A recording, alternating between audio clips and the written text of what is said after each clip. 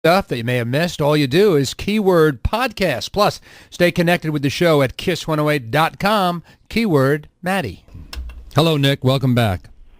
Hello, how you doing? I'm okay. Nick, where are you? Down in Jersey? Where are you, buddy? You're talking to Boston. I know you're a busy guy and you don't probably know who you're talking to, but you're up. This is Kiss 108 in Boston, and how are you today? I am doing awesome, and I am actually in Washington, D.C. Washington, D.C. You're not at the, what's the name of that hotel? The Mayflower. Don't go there. Don't go to the Mayflower Hotel. There's nothing. Don't go to the Mayflower Hotel? No, don't go to the Mayflower Hotel. Okay. Yeah, we're not there. We're not at the Mayflower Hotel. Yeah, because there's trouble brewing there. Yeah, a lot of cameras around. Yeah. So, what's the last time? When did we talk before? We talked not so long ago, Nick. But anyway, welcome back. You're coming up to Boston. What's the date that you're here? It's pretty soon. What is 20th. Next week. Yeah, I got you. Here? Yeah. What day is it? The 20th. The 20th. You're up here. Okay, the 20th. We're up in Boston. Got it. What a whirlwind. How old are you now, Nick? I am 15. You're only 15? Yes. Man, wow. God. God. And do you send money home? Excuse me? Do you send money home to Mr. and Mrs. Jonas? Yes. Well, Mom's out on the road right now, so she's making sure everything's, we call it the CBO, Chief Birthing Officer. Oh, man. Is that a problem if you want to sneak young girls up to the room to have to sneak by Mom? No. She's awesome. She's very cool about it, but we won't be doing that anyway. So Of course not. Of course not. Absolutely. Of course not. So you grew up in New Jersey, and there's a story, you know how the internet is, Nick, you know that these stories pop up and you don't know if they're real. There's a story that you were discovered at a barber shop when you were 6. Is that a made-up story, or is that true?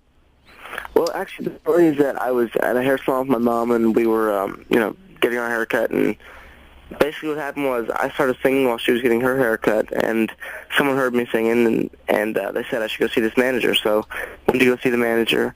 About a year later, I had my first audition, and I got my first Broadway show, and I started doing Broadway shows for about 4 years, and then it kind of all rolled out of that. So the story is true, and it's a crazy one. I got 4 kids. I'm going to have them start singing beauty parlors everywhere. The manicure place, maybe one of those Korean girls could set them up. So you're literally singing, like with all due respect, like an annoying kid would start singing in the middle of and got discovered. That's amazing to me. That's fantastic. It was pretty crazy because what I would do is I would have the owner really liked it when I sang, so he would bring a hat around and have people give me money, and I got like $15 one time. When you're 6 years old, that's a lot of money. Yeah. I know, and there was like a candy store right down the street that I just went and it was crazy. I got so much stuff. Wow, $15 when you're 6 years old at a candy store, man. That's a killing. It was pretty awesome. You gotta admit.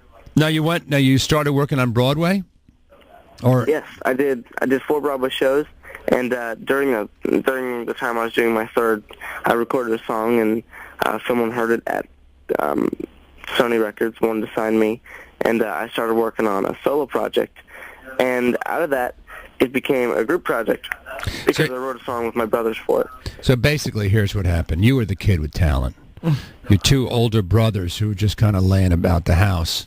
Was it your mom or your dad or somebody said, let your brothers come out with you? When in fact, Nick, this whole thing could have been yours. You could have had so much more candy.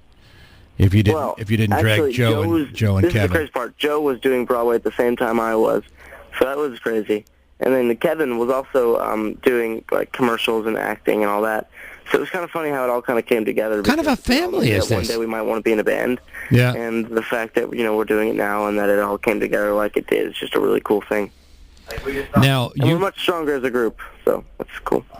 That's just like the Osmonds. Yeah, you are like the Osmonds. Yeah, that's just amazing. And now, you have no idea how annoying your fans can be to a radio guy, because we get emails from your fans every single day, even if you're not appearing in Boston. How do I meet them? I need to see them. I'll die if I don't. All these, your fans seem to be near death. It's really very sad. Yeah. They'll say, I'm going to die. Amazing. Yeah, they actually say those words. I'm going to die if I don't meet Nick. I'm going to hold my breath till I turn blue if you don't let me meet Nick. Wow, that's crazy. What do you do? You can't possibly respond to all the emails you get. You wouldn't. It's really cool, all the message we get on MySpace and things like that. It's a little difficult to respond to every message, now, and that's the hard part is people are like, why don't you ever respond to my message? And it's like, we're trying. So, they'll turn in these. It was a little easier whenever we could just respond to the 4 comments that we got because nobody really cares that much. Let me tell you something. When it's, so many people coming every day, it's kind of difficult, but we're trying our best to respond to everyone. I got to tell you something, Nick. These 9-year-old girls will turn on you. One minute they're your fan, the next minute they'll come stalk you and kill you. You got to be. Wow, that's a crazy, crazy thought. So you toured with Miley Cyrus.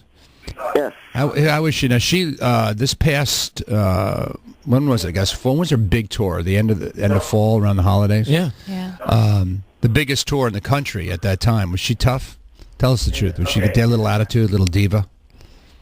Who, Miley? Yeah. Actually, no. I think she's a really awesome girl, and she has a really great attitude about the whole thing, and she's really down to earth, and her whole family's really cool. So, yeah. God, I hate hearing these stories. We really hate hearing these stories. We want scandal. We want a scandal, but there's not going to be one because you know what the truth is, and we're teasing you, Nick, a little bit. The truth is that this is just a really nice group of boys. Isn't there a 4th brother who's working with you a little bit, the little one or something? There is.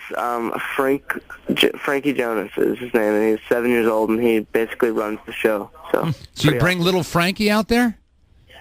I think one day we're going to get him up there and have him start playing with us. It's just he's not really into the idea just yet. Yeah. But soon we'll get him there. Be careful, because that's what happened with the Jackson 5. They let Michael start singing with the band, and the next thing you know, he took over. All the other guys are out of work. Watch Frankie. All right. Listen, you sound like a really good kid, Nick, and I'm really happy for your success. And you will, you'll be here in our area next week. Maybe you could stick your head in and say hi. Yes, sir. That'd be awesome. All right, buddy. Take care, Nick. Thank you so much. Bye-bye.